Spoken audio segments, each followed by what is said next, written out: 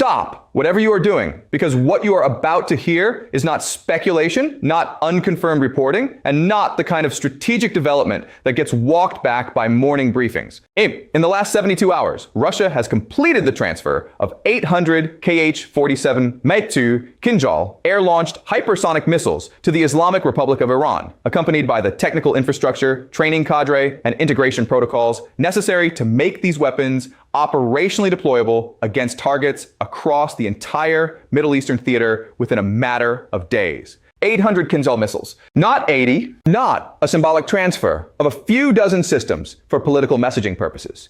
800 fully functional hypersonic weapons capable of traveling at Mach 10 plus velocities, executing terminal phase maneuvers that render every air defense system currently deployed in the region functionally obsolete, and delivering conventional or strategic payloads with circular error probable measurements in the single-digit meters against hardened targets that were previously considered invulnerable to conventional strike. The number 800 was not selected arbitrarily. It represents a quantity 30 times larger than the operational threshold that Western intelligence agencies have assessed as the minimum necessary for Iran to achieve strategic overmatch against the combined air defense architecture of Israel, Saudi Arabia, the United Arab Emirates, and forward deployed American assets throughout the Persian Gulf and Eastern Mediterranean. 30 times beyond the threshold means this is not a capability transfer designed to achieve parity or establish deterrence through minimal credible threat. This is a transfer designed to achieve absolute dominance, to render defensive measures mathematically irrelevant through sheer volume,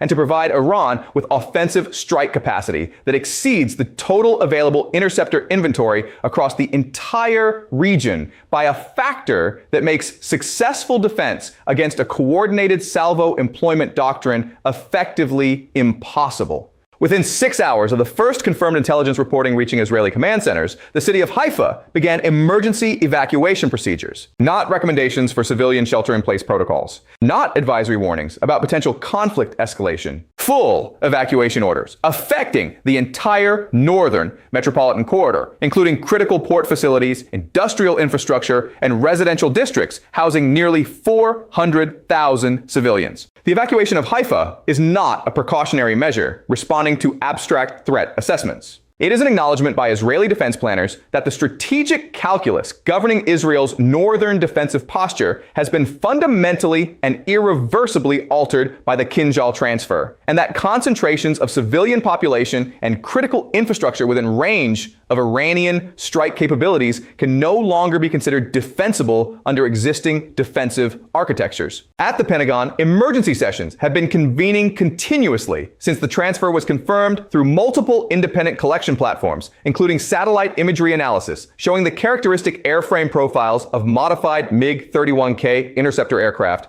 at Iranian Air Force facilities, signals intelligence confirming the activation of specialized ground support equipment required for Kinzhal integration, and human intelligence reporting from sources within the Russian defense industrial base confirming the completion of training programs for Iranian technical personnel. These sessions are not routine threat assessment briefings. They are crisis management conferences attempting to address a strategic development for which no viable response options currently exist within the operational parameters that American military planners have been authorized to consider. The chaos at the Pentagon is not organizational dysfunction. It is the rational response of a military establishment confronting the reality that deterrence frameworks developed over decades of regional strategic dominance have been rendered inoperative by a single transfer event that they did not predict, could not prevent, and cannot now reverse. If this channel has been giving you the analysis that cuts through the noise of official narratives and mainstream defense commentary that consistently underestimates the speed and magnitude of multipolar strategic adaptation, now is the moment to make sure you never miss an update.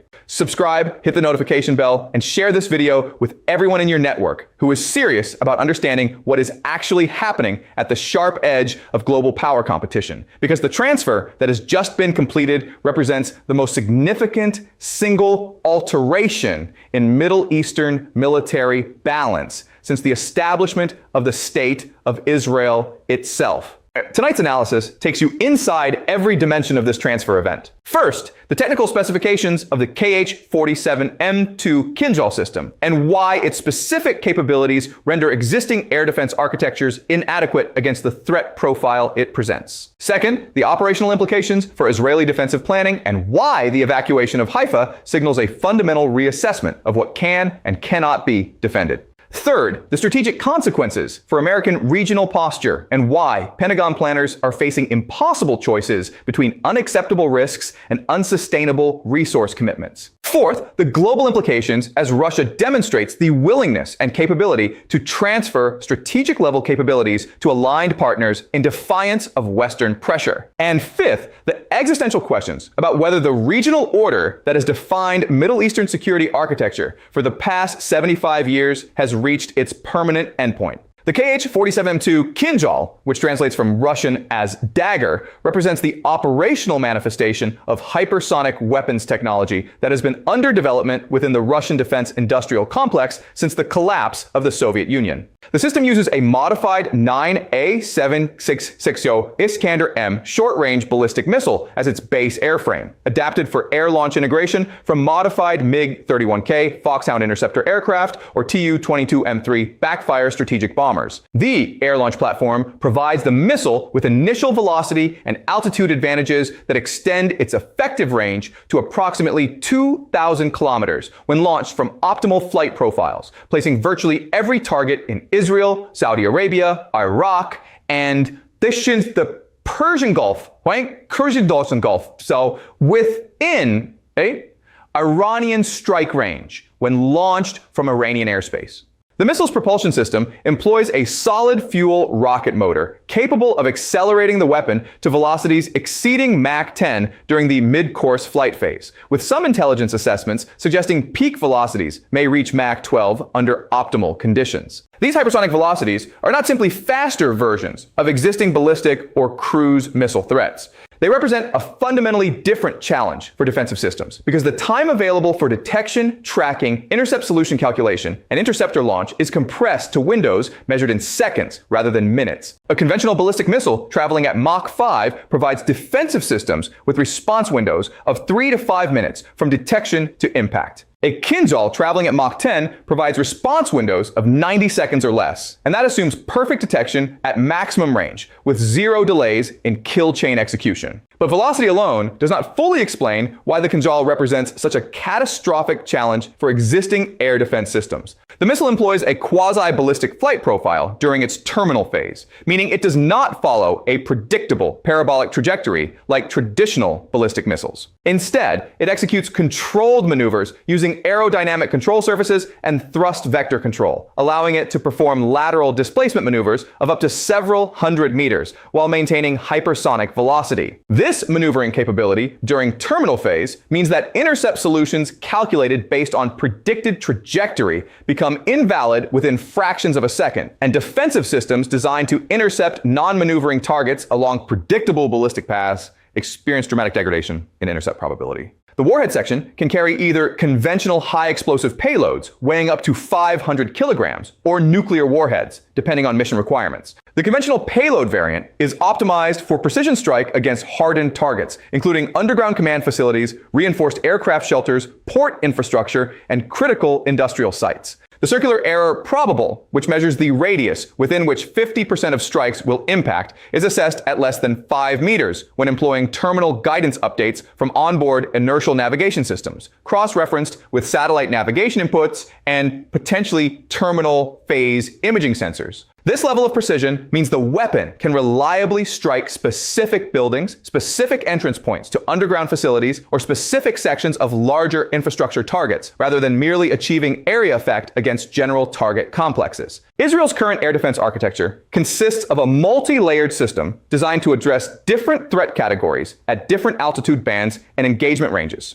The Iron Dome system handles short-range threats, including rockets and mortar rounds at ranges up to 70 kilometers. The David Sling system addresses medium-range threats, including cruise missiles and short-range ballistic missiles at ranges up to 300 kilometers. The Arrow 2 and Arrow 3 systems provide upper-tier defense against medium and long-range ballistic missiles at exoatmospheric and endoatmospheric engagement altitudes. The Patriot PAC-2 and PAC-3 systems provide additional point defense capabilities at selected high-value sites. And the American-operated Terminal High Altitude Area Defense System, the AAD, provides supplementary capability against specific ballistic missile threats. This architecture was designed, optimized, and tested against threat profiles that did not include air-launched hypersonic maneuvering missiles traveling at Mach 10 plus velocities. Iron Dome cannot engage targets traveling at hypersonic speeds, as its intercept missiles lack the velocity necessary to catch such targets, and its radar systems cannot generate fire control solutions quickly enough. David's Sling was designed for cruise missile and short-range ballistic missile threats, not hypersonic maneuvering vehicles, and its intercept envelope does not extend to the velocity regime where Kinzhal operates. Arrow 2 and Arrow 3 were optimized for intercept of ballistic missiles following predictable trajectories at specific points in their flight profiles, either during exoatmospheric mid-course phase or endoatmospheric terminal phase. But the quasi-ballistic maneuvering profile of Kinzhal places it outside the intercept geometry for which these systems were designed.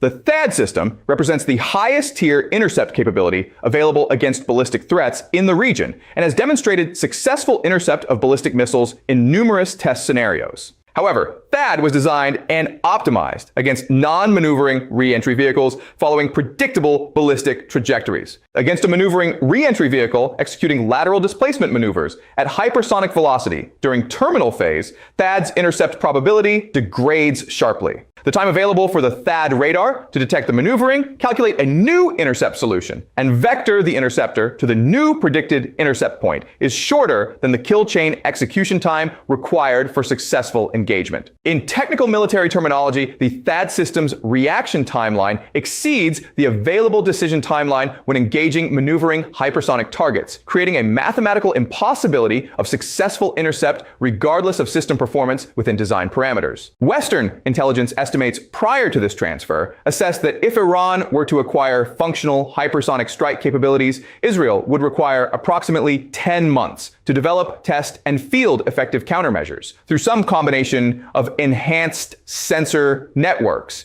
providing earlier detection, upgraded intercept missiles with higher velocities and improved maneuverability, and revised doctrine for concentrated intercept attempts against high-priority targets. 10 months represented the minimum timeline for implementing emergency modifications to existing systems while simultaneously accelerating research programs on directed energy weapons and other potential technological solutions. And Iran now possesses 800 operational Kinzhal missiles that can be integrated into strike packages within days, not months. The timeline asymmetry is absolute. Israel needs 10 months minimum to develop partial countermeasures against a capability that Iran can begin employing operationally within 72 hours. The 800 missile inventory allows Iran to employ salvo doctrine that mathematically overwhelms any conceivable defensive response.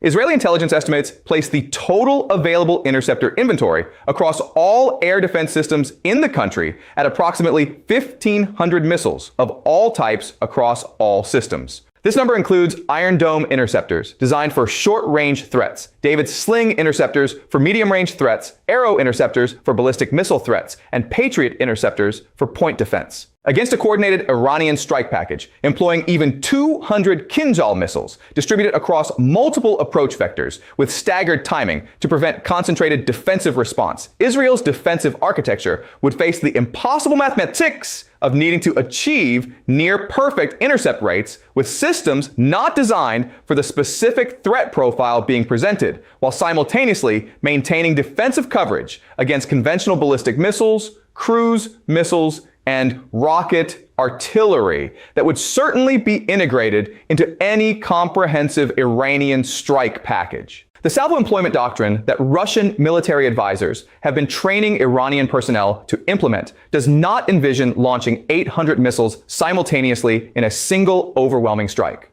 Instead, it envisions systematic erosion of defensive capabilities through sequential wave attacks designed to exhaust interceptor inventories, degrade radar and fire control systems through sustained operational tempo, and identify defensive gaps that can be exploited in subsequent waves. The first wave establishes the defensive response pattern and identifies which systems are operational and how they are being employed. The second wave targets the defensive systems themselves using the precision strike capability of Kinzhal to destroy radar installations, fire control centers, and interceptor reload facilities. The third wave strikes the high-value targets that the defensive system was supposed to protect, now facing degraded or destroyed defensive coverage. This systematic approach means Israel faces not a single catastrophic strike that might be survived through emergency measures and rapid recovery, but rather a sustained campaign designed to methodically dismantle the entire defensive architecture over a period of hours or days. The 800 missile inventory provides Iran with sufficient capacity to execute this multi-wave strategy while retaining substantial reserves for contingency employment or escalation management.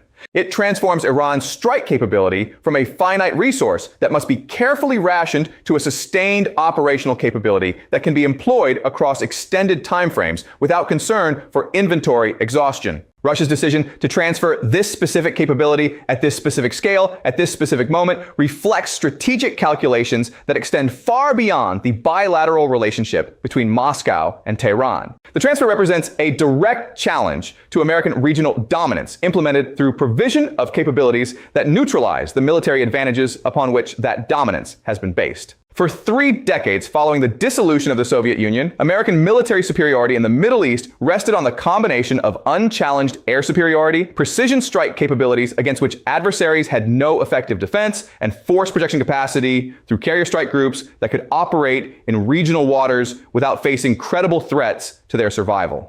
The Kinzhal transfer to Iran systematically undermines each of these pillars. American carrier strike groups operating in the Persian Gulf or Eastern Mediterranean now face a threat environment fundamentally different from anything they have confronted in the post-Cold War era. A single Kinzhal missile traveling at Mach 10 provides a carrier battle group with less than 2 minutes from detection to impact, assuming detection occurs at maximum range and with perfect sensor performance. The ship-based Aegis air defense system aboard American destroyers and cruisers was designed primarily for defense against subsonic cruise missiles and non-maneuvering ballistic missiles, not hypersonic maneuvering threats. While Aegis has been upgraded repeatedly and possesses sophisticated tracking and intercept capabilities, its fundamental design parameters reflect threat assumptions that did not include weapons like Kinzhal. The SM-6 missile, which represents the most capable intercept option available to Aegis-equipped vessels, has a maximum velocity of approximately Mach 3.5, creating a closure rate problem when attempting to intercept threats traveling at Mach 10.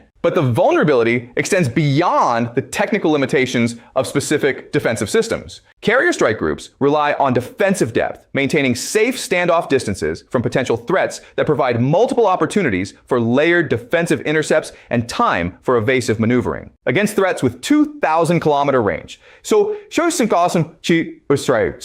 standoff distance places carriers beyond their effective operational radius for strike aircraft conducting missions over target areas. An aircraft carrier positioned 2,000 kilometers from Iranian territory to maintain standoff distance beyond Kinzhal range cannot effectively support strike operations against targets in Iran, cannot provide air superiority coverage over contested airspace, and cannot fulfill its fundamental mission of power projection.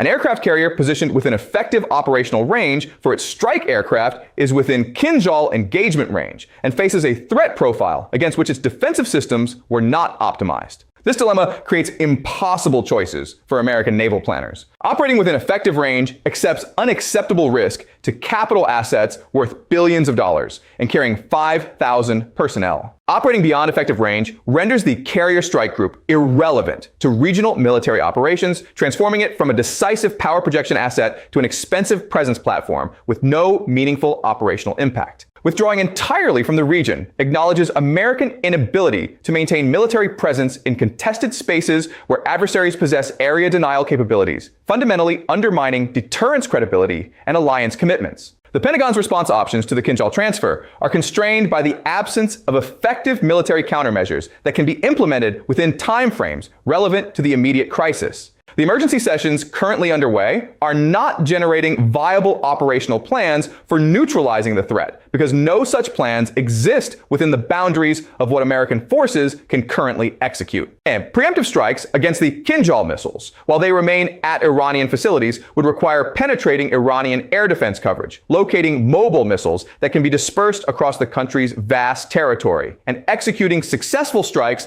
with sufficient comprehensiveness to eliminate the threat before Iran could employ the missiles in retaliatory strikes. This operational requirement exceeds American capabilities against a competent adversary with integrated air defenses and strategic depth for asset dispersal. Defensive reinforcement through deployment of additional air defense systems would require months of logistical preparation, would strain already inadequate inventories of advanced interceptors, and would still face the fundamental problem that existing systems are not optimized for the specific threat profile that Kinzhal presents. Accelerated development of directed energy weapons or other novel defensive technologies might provide solutions eventually, but eventually means years, not weeks, and the crisis-demanding response exists right now. Diplomatic efforts to pressure Russia into reversing the transfer or to impose costs sufficient to deter future similar transfers face the reality that Russia conducted this transfer precisely because it has concluded that Western pressure mechanisms no longer constrain Russian strategic decision-making. Sanctions that were supposed to isolate Russia economically have instead accelerated the development of alternative economic arrangements with China, India, and the broader non-Western world. Military assistance to Ukraine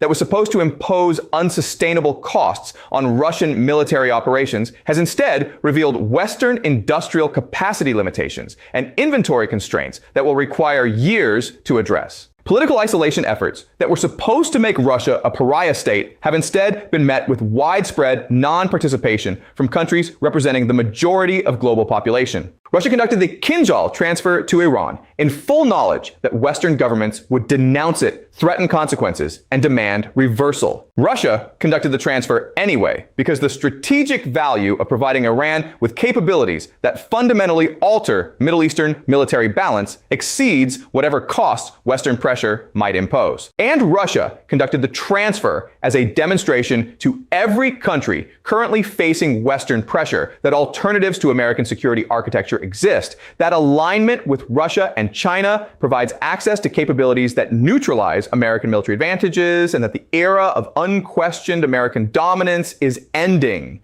The evacuation of Haifa represents acknowledgement by Israeli defense planners of realities they can no longer avoid through optimistic threat assessments or confident assertions of defensive capability. Haifa is Israel's third largest city, its primary northern port, a critical industrial center, and home to strategic infrastructure, including oil refineries, chemical plants, and natural gas processing facilities. It is also located approximately 160 kilometers from the Lebanese border and approximately 400 kilometers from Iranian territory, placing it well within the engagement range of Kinzhal missiles launched from Iranian airspace or even from forward positions in Syria. The decision to evacuate was not made because intelligence indicates an imminent Iranian strike is planned for the immediate future. The decision was made because military planners have concluded that they cannot guarantee the city's defense against Kinzhal-equipped strike packages, and that the moral and political consequences of catastrophic civilian casualties resulting from failed defensive measures are unacceptable. The evacuation transforms a city of 400,000 into a ghost town, disrupts critical economic functions, creates massive humanitarian logistics challenges, and sends an unmistakable signal to the Israeli population that their government can no longer protect them in their homes. Israeli political leadership faces impossible choices comparable to those confronting American planners. Maintaining civilian populations in locations that cannot be defended risks catastrophic casualties that would shatter public confidence in the government's basic responsibility to protect citizens. Evacuating major population centers acknowledges defensive inadequacy in ways that undermine deterrence credibility and invite further pressure from adversaries who recognize Israeli vulnerability. Preemptive military action against Iranian capabilities risks escalation to full-scale regional war under conditions where Israeli strike capabilities have been significantly degraded by loss of forward basing in evacuated territory, and where Iranian retaliatory options have been dramatically enhanced by the Kinzhal transfer. The strategic dilemma is that Israel has historically maintained security through a combination of defensive systems and offensive deterrence, with the implicit threat that any attack on Israeli territory would trigger overwhelming retaliatory response. The Kinzhal transfer degrades defensive systems while simultaneously enhancing Iranian second strike capabilities, fundamentally altering the deterrence calculation. Israel can no longer confidently threaten overwhelming retaliation because Iran now possesses capabilities to inflict unacceptable damage on Israeli territory even after absorbing a comprehensive Israeli first strike. The foundation of Israeli strategic doctrine, which has rested on maintaining escalation dominance through superior strike capabilities and the willingness to use them, has been undermined by a single technology transfer that provides Iran with credible second strike capacity. At a deeper level, the evacuation of Haifa signals the end of a psychological paradigm that has defined Israeli strategic culture since the state's founding. The core principle of that paradigm was that Israeli territory itself would remain a sanctuary, protected by military superiority that deterred attacks and defensive systems that intercepted any weapons that were launched despite deterrence. That sanctuary has now been violated in a way that cannot be restored through incremental improvements to existing capabilities. The precision strike weapons that Iran now possesses can reach any location in Israeli territory, can be employed in volumes that overwhelm defensive systems, and cannot be reliably intercepted by those systems even when they function perfectly. The sanctuary no longer exists, and its absence requires fundamental reconceptualization of what Israeli security means in an era where the homeland itself is continuously vulnerable to precision strike from adversaries possessing the capacity for sustained campaigns. The global implications of the Kinzhal transfer extend far beyond the immediate regional military balance to fundamental questions about international order, alliance structures, and the distribution of power in the international system. Russia's willingness to transfer strategic-level capabilities to Iran directly challenges the principle that has governed weapons proliferation since the end of World War II, that certain categories of advanced military technology would remain concentrated in the hands of major powers and their closest allies, creating permanent asymmetries that enforce existing power hierarchies. That principle has been eroding for decades through gradual technology diffusion, but the Kinzhal transfer represents qualitative acceleration of the erosion process. This is not incremental improvement of existing capabilities that adversaries already possessed.